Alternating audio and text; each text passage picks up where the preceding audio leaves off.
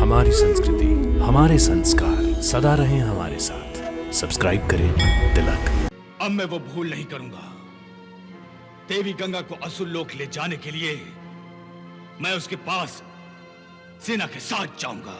ऐसे छोटे से काम के लिए आपको कष्ट उठाने की क्या आवश्यकता है?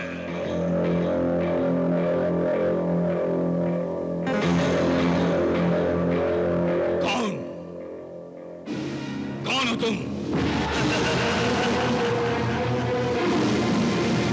आपका सेवक। असुरों को तुम्हारी आवश्यकता है, इसलिए हम स्वर्ग विजेता असुरेश्वर के दरबार में तुम्हें ले जाने आए हैं। असुरेश्वर ने तुम्हें लाने का आदेश दिया है। हमारी बात नहीं मानता, हमारी शक्ति उसे मना लेती है।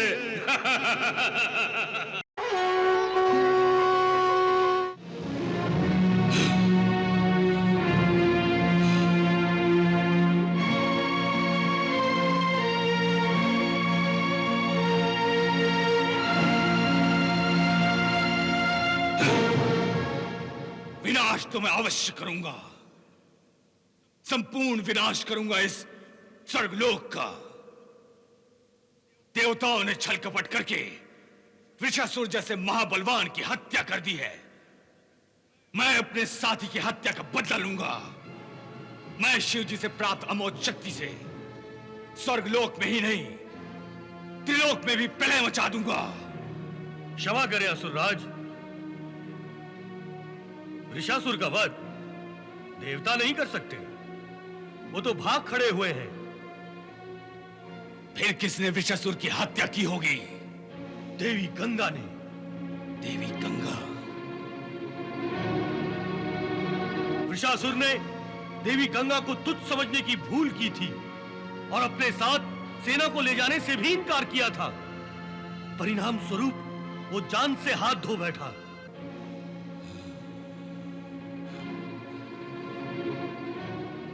समझ गया मैं सेनापति प्राणहंता, समझ गया। अब मैं वो भूल नहीं करूंगा। देवी गंगा को असुर लोक ले जाने के लिए मैं उसके पास सेना के साथ जाऊंगा। ऐसे छोटे से काम के लिए आपको कष्ट उठाने की क्या आवश्यकता है?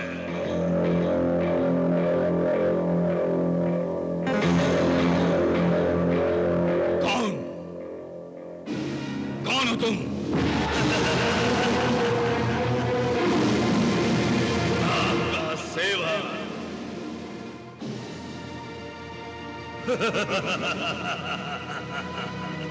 हे असुरेश्वर, शीर्षासुर का प्रणाम स्वीकार कीजिए। प्रणाम।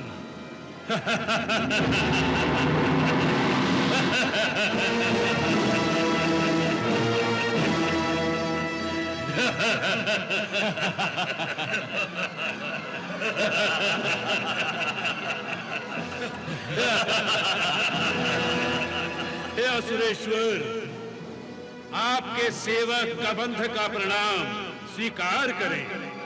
प्रणाम कबंध। हे असुरेश्वर, जिस देवी गंगा ने वृषासुर का वध किया है, उस देवी गंगा को बंदी बनाकर हम आपकी सेवा में उपस्थित करेंगे। आप हमें आज्ञा दीजिए। आज्ञा है। प्रणाम असुरेश्वर। प्रणाम।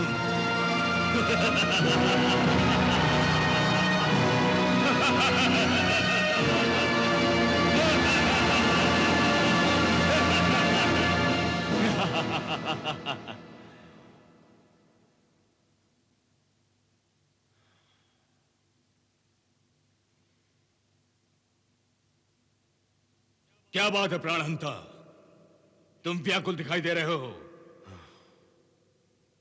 हमारे निर्णय से सहमत नहीं हो तुम? क्षमा करें असुरेश्वर,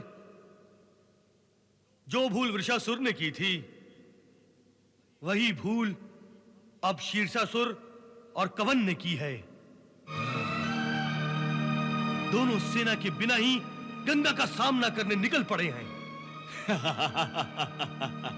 प्राणहंता, तुम नहीं जानते कबंध स्वयं एक विशाल सेना है, विशाल सेना।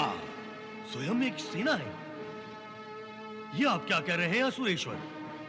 प्राणहंता, कबंध के शरीर से जब भूमि पर खून की एक बूंद गिरती है तो उससे 100 असुर सैनिकों का निर्माण होता है। फिर शीर्षासुर और कबंध को सेना की क्या आवश्यकता? कोई आवश्यकता नहीं है असुरेश्वर। जब कबंध और शीर्षासुर स्वयं में एक सेना है, तब तो उनका वध करना भी असंभव है। हाँ प्राणहंता, क्योंकि जब तक शीर्षासुर का सर कबंध के धड़ से नहीं जुड़ जाता, तब तक उन दोनों की कोई हत्या नहीं कर सकता।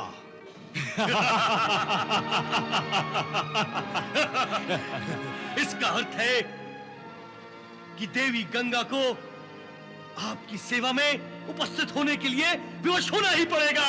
हाँ। असुरेश्वर अंधकासुर की जय! असुरेश्वर अंधकासुर की जय!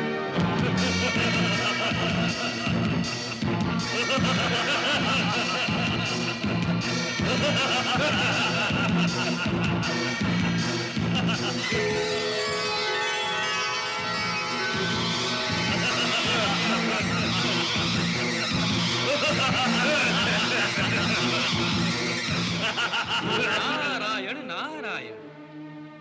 देवेंद्र, जिसकी मृत्यु जहां होती है वो वहीं खींचा चला जाता है। नारायण नारायण।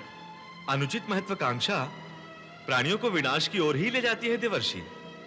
त्रिलोकीनाथ बनने की महत्वाकांक्षा में अंधकासुर इतना भी नहीं जानता कि जो दशा वृषासुर की हुई है वही दशा शीर्षासुर और कबंध की भी होगी। नारायण नारायण। परंतु हमें कुछ करना चाहिए देवर्षि। अंधकासुर माता को त्रस्त कर रहा है और हम हाथ बांधे बैठे हैं। माता की रक्षा करना हमारा धर्म है। नारायण नारायण। देवेंद्र, आपको व्यथित होने की कोई आवश्यकता नहीं है। गंगा माता की रक्षा साक्षात शिव जी की शक्ति स्वरूपा उमा माता कर रही है। जब तक घोर संग्राम शुरू नहीं होता तब तक आप दूर ही रहें, यही उमा माता की इच्छा है। फिर भी मन अपराधी भावना से व्याप्त है देवर्षि। परंतु आपने कोई अपराध किया ही नहीं है। अपराध किया है अंधकासुर ने, उनके शीर्षासुर और कबंध जैसे साथियों ने। उन्हें उमा माता उनकी उदंडता का अवश्य दंड देंगी। नारायण नारायण नारायण नारायण।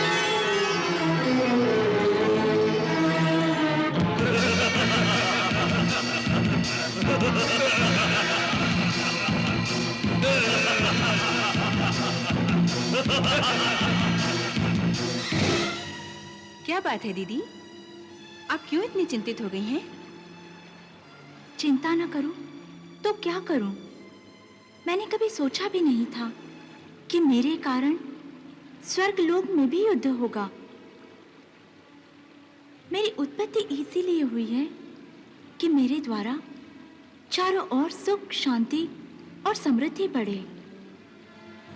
मैं तो चाहती हूँ कि देवता और दानव दोनों भाइयों की भांति रहें और मुझसे लाभ उठाएं।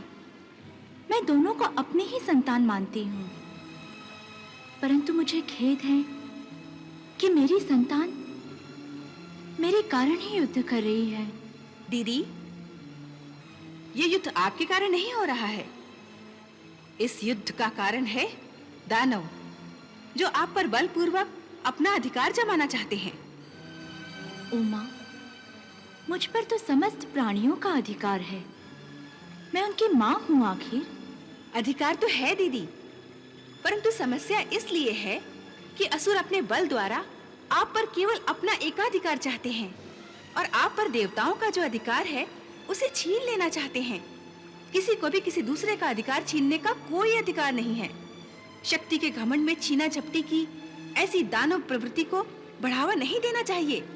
ऐसी स्वार्थी प्रवृत्तियों पर अंकुश लगाने के लिए दानवों को दंड देना आवश्यक हो गया है।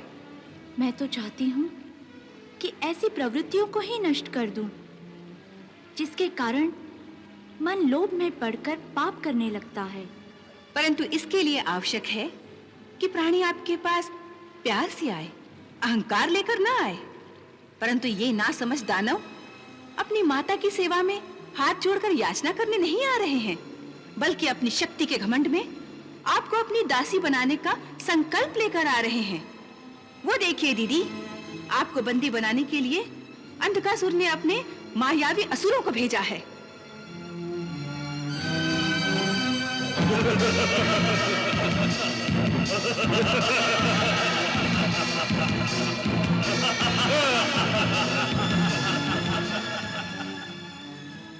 पता नहीं मेरे इन असुरों को कब समझ आएगी। समझ आनी होती तो वृषासुर का अंत देखकर ही आ जाती। असुर जब हठ पर उतर आते हैं तो किसी की नहीं सुनते, उनको दंड देना ही आवश्यक हो जाता है। परंतु दंड देना मेरी प्रवृत्ति के विरुद्ध है। दंड देने के लिए मैं जो हूं, आप पराशक्ति की वो शक्ति है जो सुख समृद्धि देती है। आप पापियों के पाप नष्ट करती हैं, और मैं वो शक्ति हूं जो उन पापियों को दंड देती है। फिर भी उमा, मुझे दंड का सिद्धांत अच्छा नहीं लगता। दीदी, आप निश्चिंत रहिए, मैं दंड केवल उन्हीं को दूंगी जो क्षमा के योग्य नहीं, केवल दंड के योग्य हैं।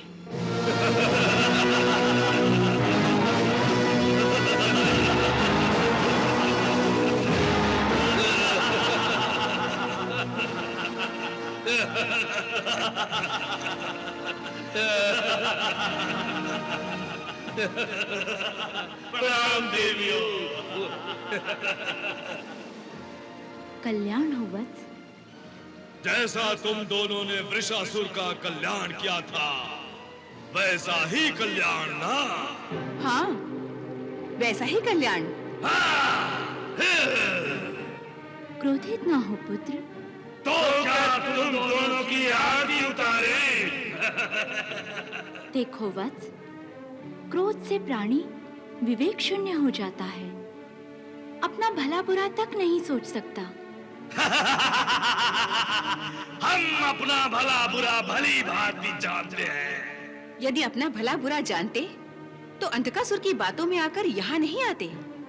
तुमसे पहले वृषासुर भी आया था, क्या तुमने उसका अंत नहीं देखा? तुम हमें भयभीत करना चाहती हो। माता कभी अपने पुत्रों को भयभीत नहीं करती वत्स, वो तो अपने पुत्रों से प्यार करती है। ना हम कभी किसी से भयभीत हुए हैं, और ना हमें तुम्हारे प्यार की आवश्यकता है। असुरों को तुम्हारी आवश्यकता है, इसलिए हम स्वर्ग विजेता सुरेश्वर के दरबार में तुम्हें ले जाने आए हैं। असुरेश्वर ने तुम्हें लाने का आदेश दिया है। यदि दीदी गंगा आने से इनकार कर दे तो? स्वर्गलोक में ऐसी कौन सी वस्तु है जो स्वर्गलोक के राजा के आदेश का विरोध करे? और यदि किसी ने आदेश का विरोध करने का दुस्साहस दिखाया तो हम किस लिए हैं? हम असुरेश्वर के आदेश का पालन करवाना जानते हैं। वत्स, पुत्र अपनी माता से इस प्रकार की भाषा नहीं बोलते। ये क्या माता माता लगा रखी है? ना तुम हमारी माता हो, ना हम तुम्हारे पुत्र हैं, और हम केवल एक ही भाषा जानते हैं, शक्ति की भाषा। जो हमारी बात नहीं मानता, हमारी शक्ति उसे मना लेती है। देख लिया दीदी, ये स्वयं ही कह रहे हैं कि ये केवल शक्ति की भाषा ही समझते हैं, और इस भाषा में मैं इन्हें भली भांति ऐसा पाठ पढ़ा सकती हूँ जो आज से पहले इन्होंने कभी नहीं पढ़ा होगा।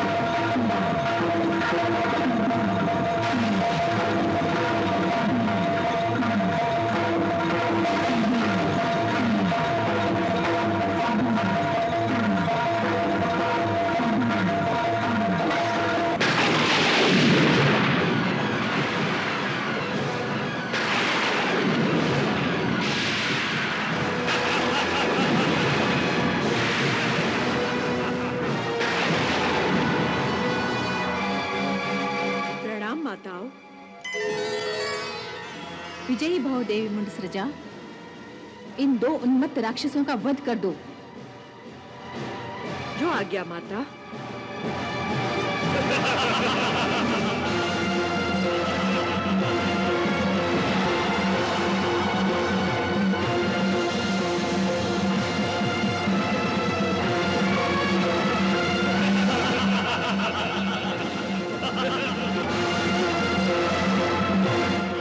मैं तुम दोनों को एक अवसर प्रदान कर रही हूँ। अपनी भलाई चाहते हो तो माताओं से क्षमा मांगकर उनकी शरण में जाओ। हम क्षमा मांगकर असुर जाति का अपमान करना नहीं चाहते।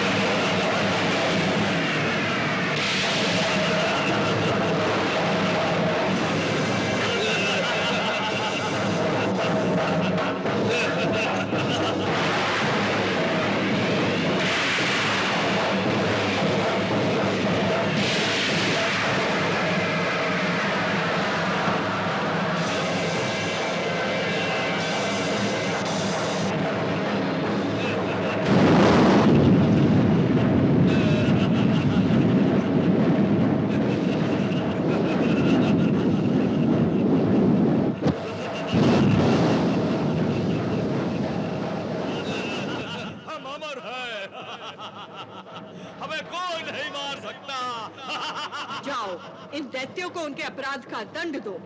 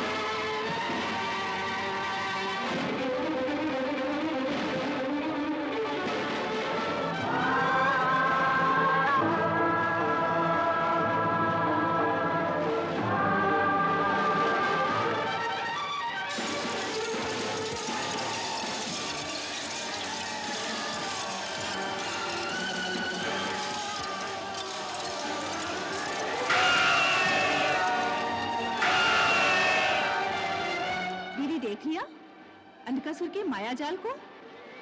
ऐसे अनेक मायावी असुरों की माया के सहारे अंधकासुर त्रिलोकीनाथ बनना चाहता है।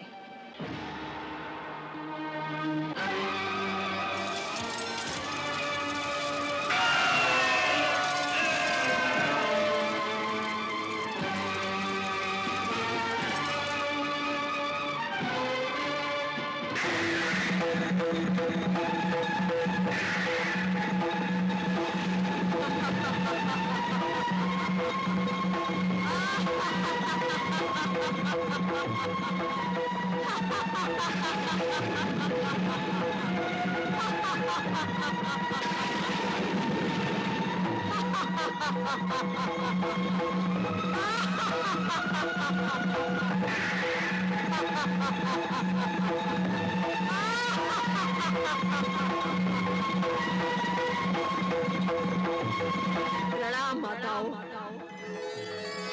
विजयी भव देवी कपालहस्ता, शीर्षासुर और कबंध ने उन्हें प्राप्त वरदान का दुरुपयोग करके स्वर्गलोक में हाहाकार मचा दिया है।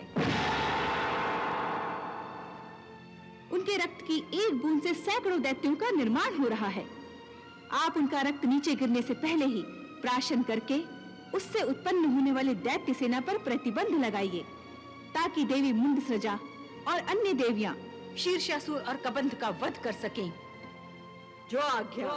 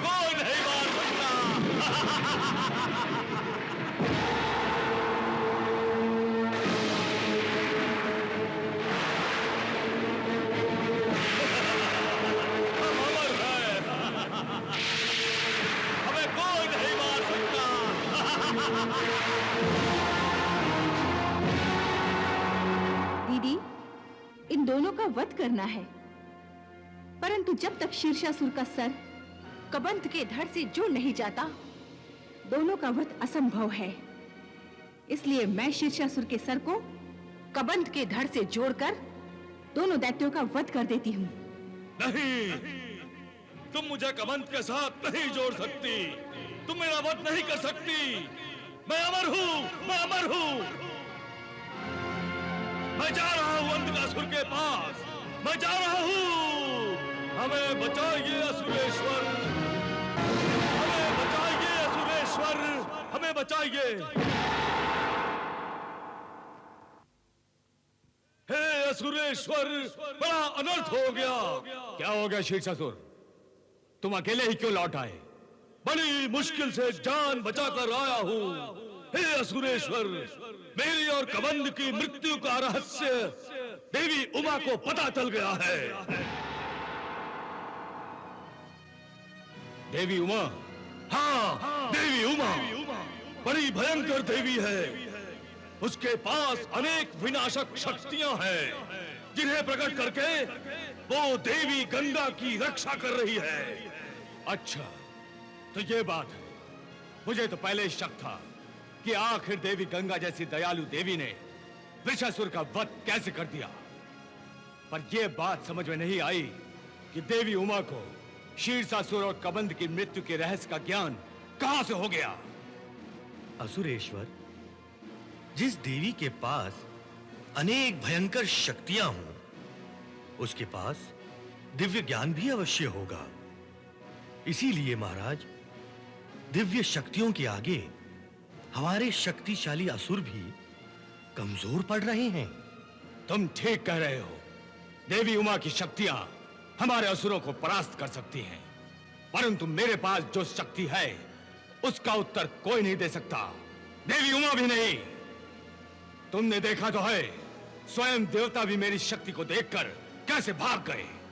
वो तो भाग गए, पर देवी उमा तो हमारे असुरों को मार भगा रही है। अब उसे रोकने के लिए स्वयं आपको भी युद्ध पर चलना होगा। हाँ, मैं स्वयं भी युद्ध पर अवश्य चलूंगा, परंतु पहले मैं अपने आगमन की पूर्व सूचना तो देवी उमा को दे दूं। हाँ।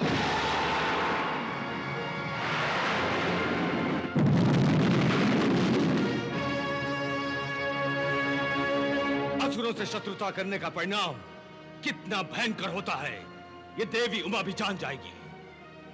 प्राणहंता, आज्ञा सुरेश्वर। तुम भी अपनी सेना को चलने का आदेश दो। देवी देवताओं के मामले में मैं कोई खतरा मोल लेना नहीं चाहता। छल कपट से काम लेने वाले ये लोग कहीं फिर कोई चाल न चल जाए।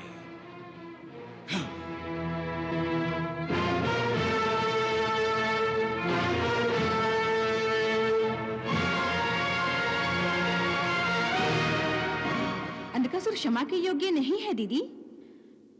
तो तुम उसे क्षमा के योग्य बना दो उमा। क्षमा के योग्य? दीदी, प्राणी का अपने किए पर पश्चाताप उसे क्षमा के योग्य बनाता है, और जिनका अहंकार ही नष्ट ना हुआ हो उसे न पश्चाताप होगा और ना ही वो क्षमा का पात्र बन सकेगा।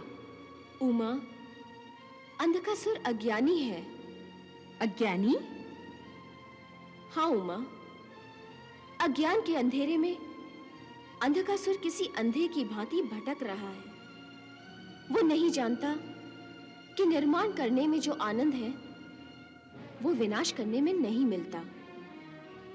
परंतु दीदी, अंधकासुर जैसी असुरी प्रवृत्तियां निर्माण में नहीं बल्कि विनाश में ही आनंद लेती हैं। इसीलिए उन्हें पता तक नहीं चल रहा कि वो स्वयं अपने विनाश की ओर बढ़ रहे हैं।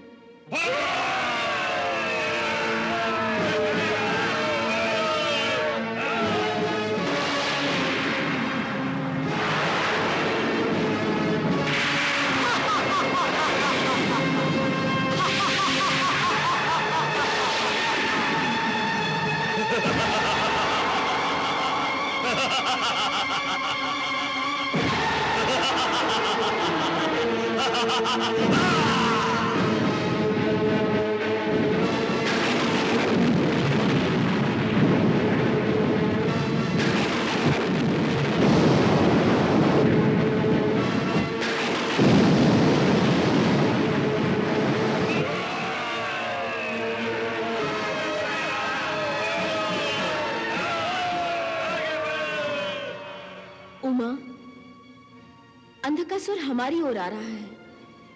हमारी ओर नहीं, अपनी मृत्यु की ओर आ रहा है। परंतु उमा, उन्हें बदलने का एक अवसर तो दो। इसका कोई लाभ नहीं होगा दीदी। जिस प्रकार दीपक के जलते ही पतंगे उस पर मंडराने लगते हैं और जल जलकर मरते रहते हैं, ये देखते हुए भी दूसरे पतंगे फिर दीपक की लौ से जूझने लगते हैं और मृत्यु को गले लगाए बिना पीछे नहीं हटते। ऐसे ही ये असुर भी हैं। देवताओं से तब तक लड़ते रहेंगे जब तक व्यर्थ ही अपने प्राण गंवा नहीं देते।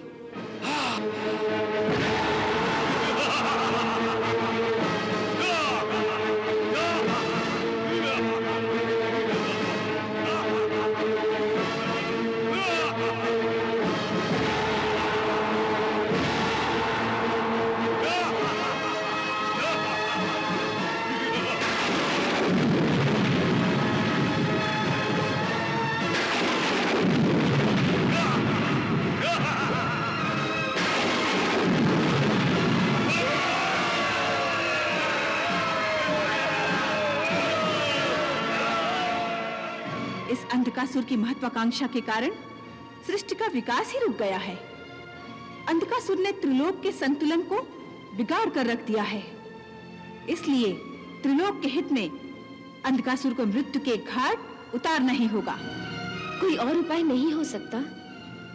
यदि कोई और उपाय होता तो भोलेनाथ मुझे असुरों के विरुद्ध अपनी शक्तियों के प्रयोग करने की आज्ञा क्यों देते? दीदी शिव जी की आज्ञा और आशीर्वाद से मैं अंधकासुर के इस माया जाल को अपनी शक्तियों के द्वारा नष्ट कर दूंगी और फिर अंधकासुर को शीर्षासुर और कबंध के साथ नष्ट कर दूंगी।